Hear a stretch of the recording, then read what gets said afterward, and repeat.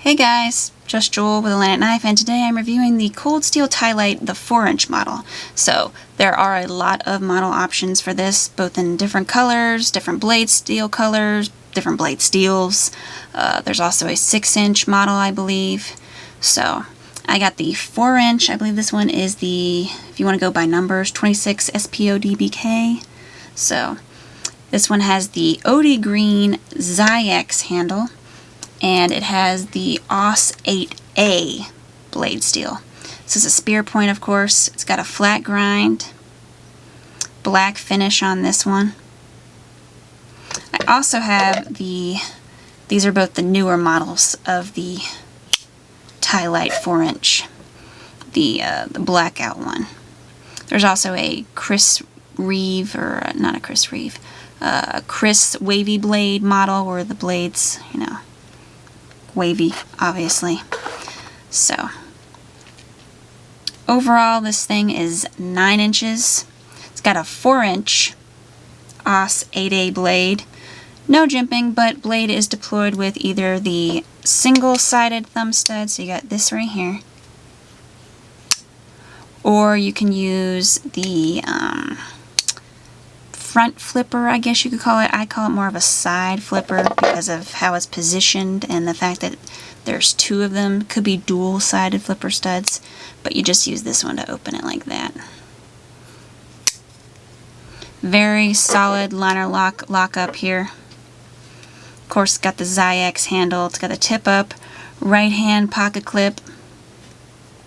Each come with a box, of course, because, you know, what's a Ti-Lite without a box? As I mentioned, there is other models. A couple of them have like CTS XHP blade. One of them has an S35 yens. Just depends on the option you choose. A few of them also have like G10 handles instead of Zyx. These are the more budget-friendly ones, the recent ones that came out. So they have the Zyx and the AUS 8A blades. Very reminiscent of like a 1950s style switchblade, even though it's not a switchblade.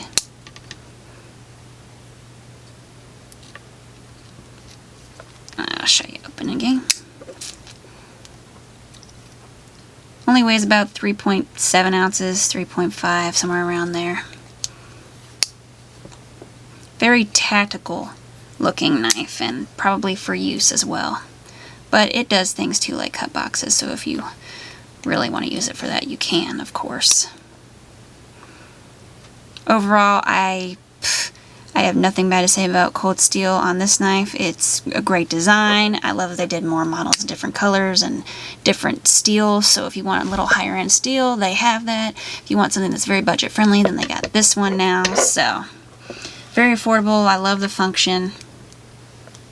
Cold Steel Ti-Lite is great. It's great. There's the black one. I'd probably go with the green one myself. And I'll keep the black finish on it as well. I mean, the lockup is amazing. I know I mentioned it already, but it's great. Cold Steel doesn't have any problems with the locking systems on their knives. They have the triad locking system on their other models, so you can't be surprised about how great this one is.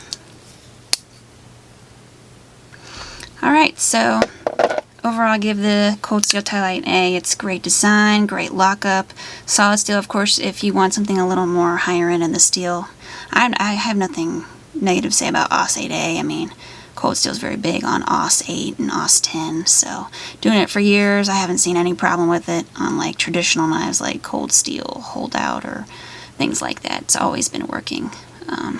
The Voyagers, it's good.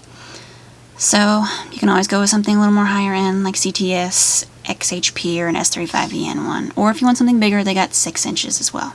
So I am Just Jul with a lancet knife. This was the Cold Steel Ti-Lite 4-inch, and I am signing off.